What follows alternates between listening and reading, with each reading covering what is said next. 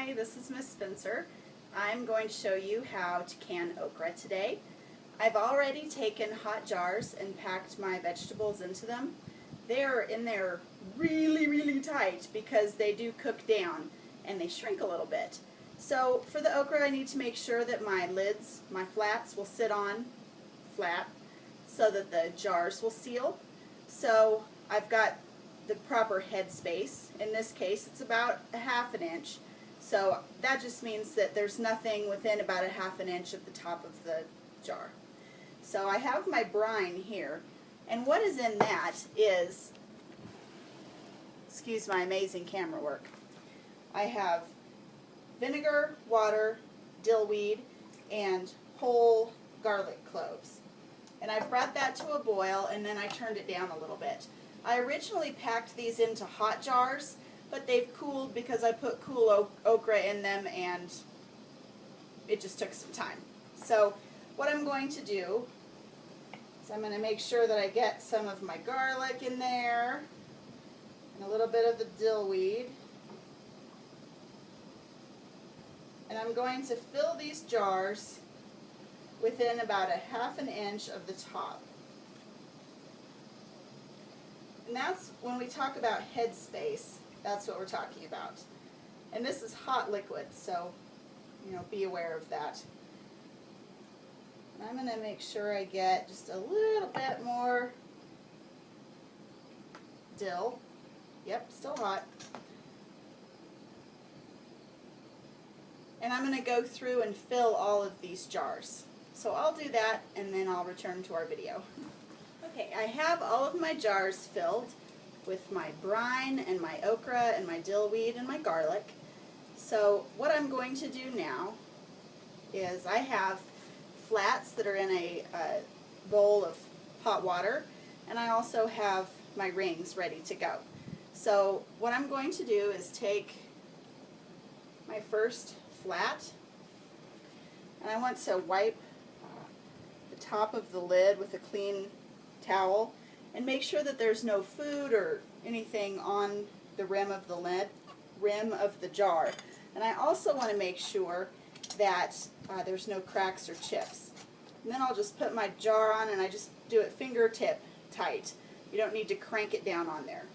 I already have my water bath boiling, and I have, for my water canner, I have a little rack in here that I can pull up that I can actually set the jars in.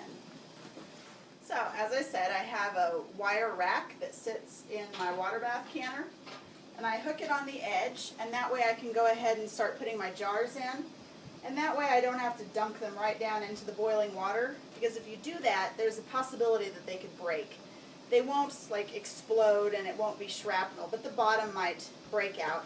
Occasionally that happens, and you just have to get the glass and the food out the best you can and try another batch of water. One of the tricks that I've learned, especially here, is that if you just put a little bit of white vinegar in your water bath, it'll keep you from getting really nasty white water spots on your jars when you take them out. So I'm going to go ahead and seal these jars and put them in my water canner.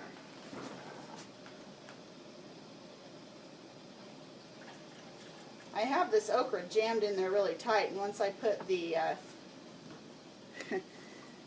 the brine in, they kind of floated to the top because I am taking too long trying to talk and can. And I had a little piece of dill sitting on the side of my jar there, so I had to make sure I've got that off and wiped all the food off.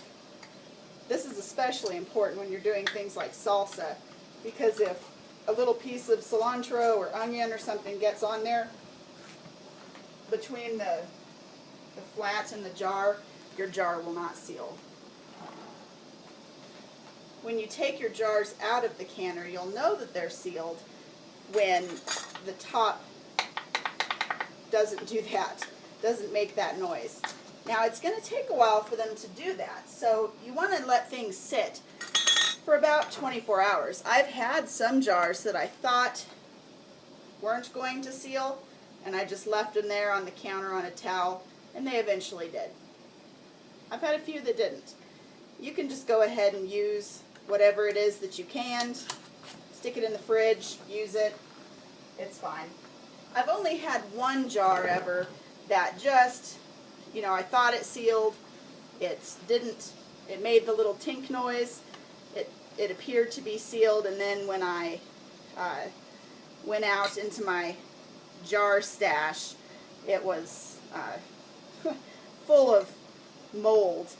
The reason that we have the headspace on the top of the jar is because you want to minimize the places where air can touch the food. So you don't want a big gap between the top of your salsa and the top of the jar, because that's airspace, and air contains all kinds of yucky things that can spoil food. So it's really important that you pay attention to the headspace. One of the other things that you need to do, and it's not as important with stuff like this, is you go ahead and tap the jar and make sure that the bubbles are out. That's particularly important when you're doing stuff like jelly that really has a lot of bubbles and airspace. I'm pretty picky when I pack my vegetables. I want them to be pretty, and I want them to look nice from the side, so I pack the okra in there so that it looks really nice from the outside, and that's just me being crazy.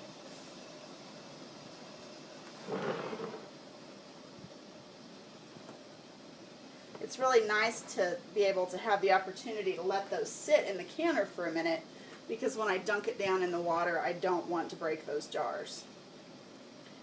The other thing, when you take them out, I let them sit there in the rack for just a minute so that you're not pulling them right out into the cool air. Not that your kitchen's going to be very cool when you're canning anyway, but it's important just so that you don't break any jars.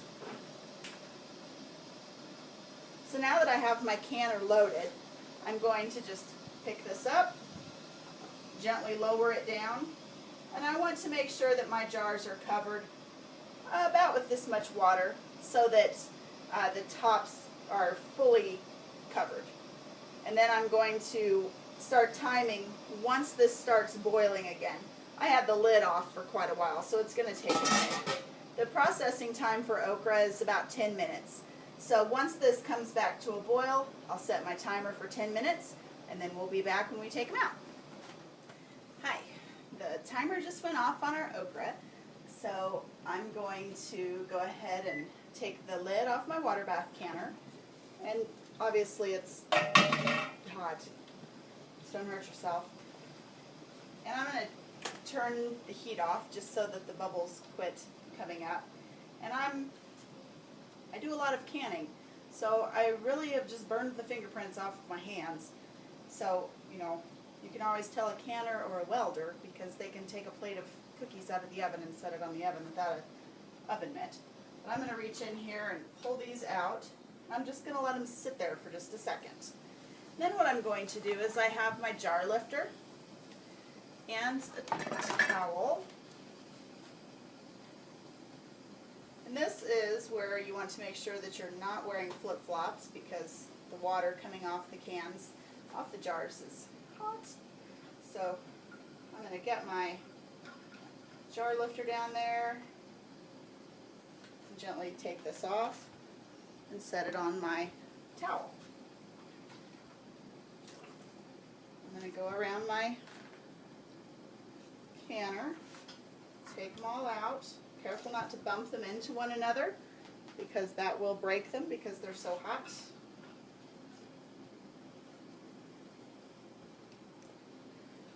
You can see that it's cooked down just a little bit. They're not quite as tight in there as they once were. I can see all of my dill and cayenne pepper and all of those wonderful things floating around in there. And so now I've got my canner load out and sitting on my towel. It's not directly in front of an air conditioner or anything, so it's not going to break. And I'm just going to let them sit here overnight. You'll be able to hear the tink of the lids popping. You don't want to really mess with the lids. We want them to close on their own and make sure that they seal well. And like I said, if there are a jar or two, there is a jar or two that doesn't seal, just throw it in the fridge and you can go ahead and just use it. So now I'm going to go ahead and put my next canner load in my canner and set my timer.